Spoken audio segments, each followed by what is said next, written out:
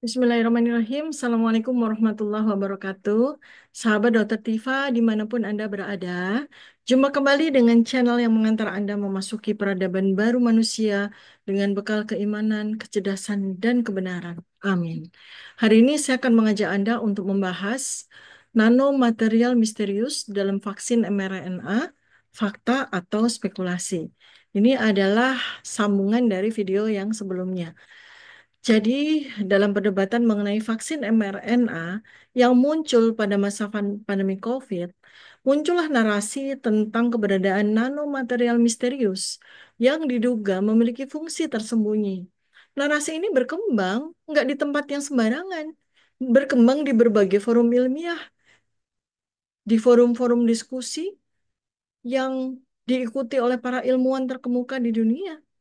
Pertanyaannya adalah, apakah nanomaterial ini benar-benar ada? Jika iya, apa fungsinya ya? Mari kita bedah secara komprehensif.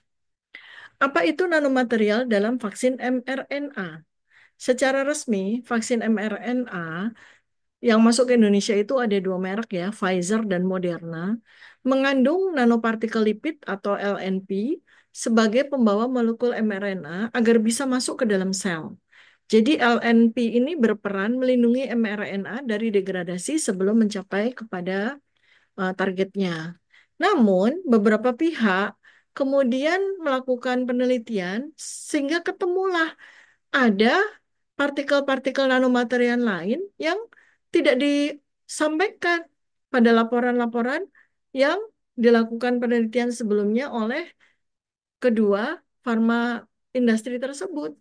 Jadi ada fungsi-fungsi tersembunyi yang tidak dijabarkan pada laporannya.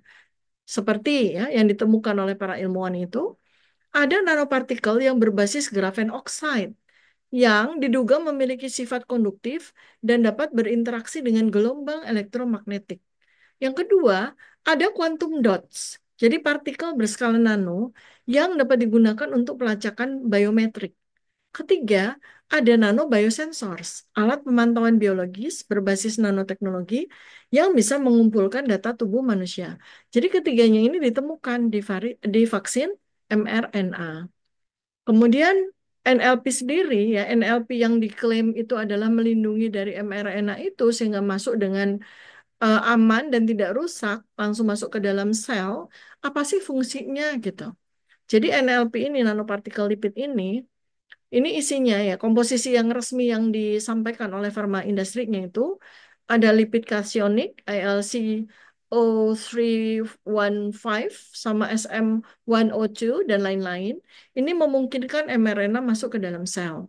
Kemudian ada lagi PI glycolate lipid ya, meningkatkan stabilitas nano partikel polyethylene glycolated ya, polyethylene glycolated lipid.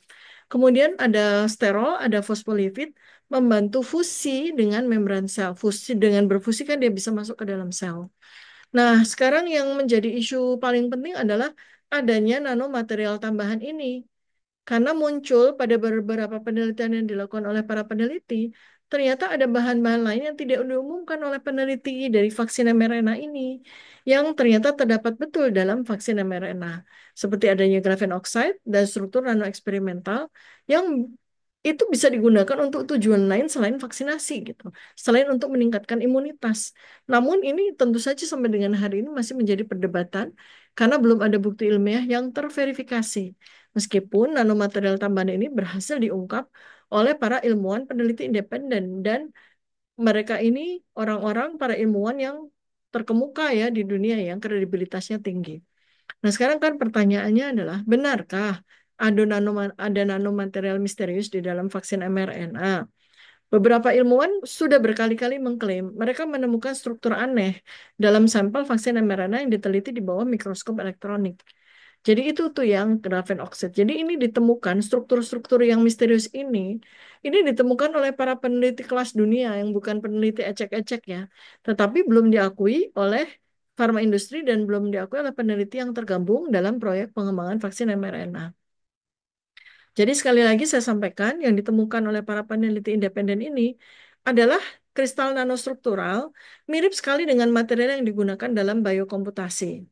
Kemudian ada lagi bentuk geometris mikro, terlihat seperti struktur berbasis grafen oxide. Kemudian ada material yang merespon terhadap frekuensi gelombang elektromagnetik. Maka dugaan ini ada komponen yang dapat berinteraksi dengan sinyal eksternal. Artinya memang ada sebuah nanostruktural yang serupa dengan teknologi biokomputasi. Namun, laporan-laporan ini ditolak oleh komunitas ilmiah resmi ya, komunitas ilmiah mainstream.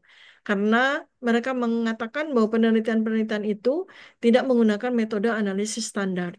Apa maksudnya tidak menggunakan metode analisis standar? Metode analisis standar siapa? WHO, pabrik farmasi. Kemudian mereka juga mengatakan forum-forum resmi mainstream ya. Mereka mengatakan penelitian itu tidak diverifikasi oleh lembaga resmi. Maksudnya diverifikasi oleh lembaga resmi itu maksudnya gimana? Tidak diakui oleh WHO, oleh CDC.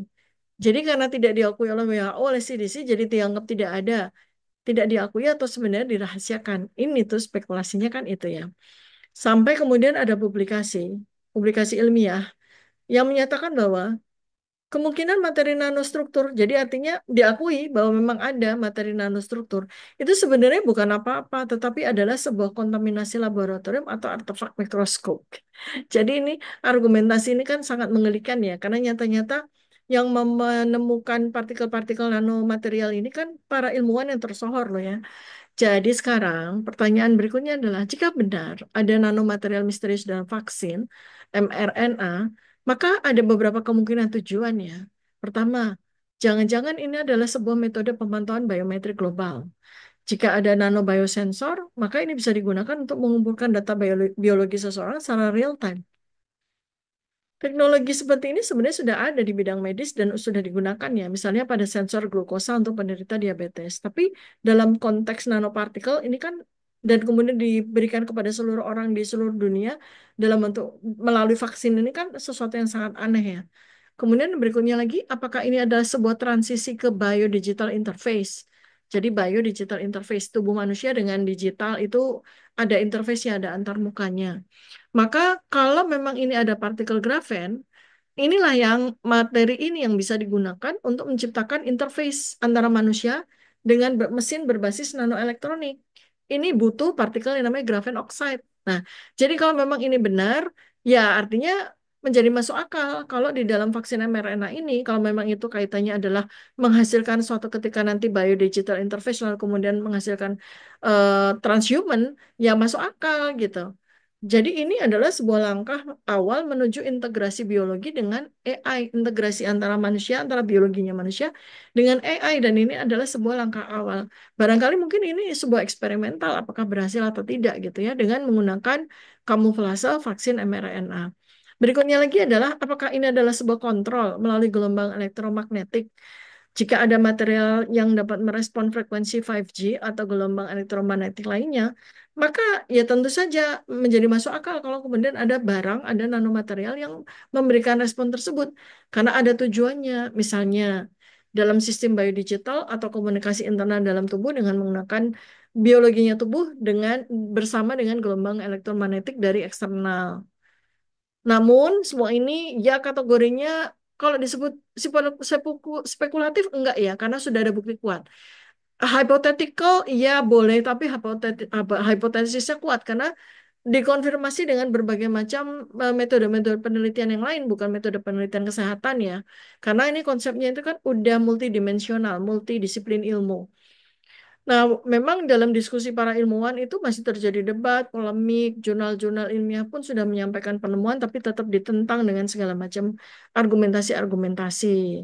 Jadi kesimpulannya, vaksin mRNA memang mengandung nanopartikel lipid yang diketahui fungsinya. Tetapi ya ada klaim tentang nanomaterial lain yang bersifat kontroversial dan belum firm secara ilmiah. Artinya secara ilmiah ya perlu dikaji juga nih. Terbukti secara ilmiah itu maksudnya bagaimana. Nah, sekarang kan pertanyaan berikutnya adalah jika benar ada nanomaterial tambahan dan bisa digunakan untuk berbagai tujuan, termasuk pemantauan biometrik atau sebuah integrasi biodigital integration, maka ini adalah merupakan bukti adanya transisi ke transhuman, ke Adam 5 yang mungkin tidak terjadi langsung melalui vaksin, atau memang vaksin itu sebagai sebuah the bridger gitu ya, jembatan, dan kemudian nanti merupakan sebuah langkah awal, lalu kemudian nanti akan diikuti dengan langkah-langkah berikutnya. Tetapi apabila ini memang kemudian dinyatakan, ya, maka penemuan beberapa materi nanostruktur tersebut itu bisa menjadi sebuah langkah awal menuju kepada metode transhumanisme, yaitu apa?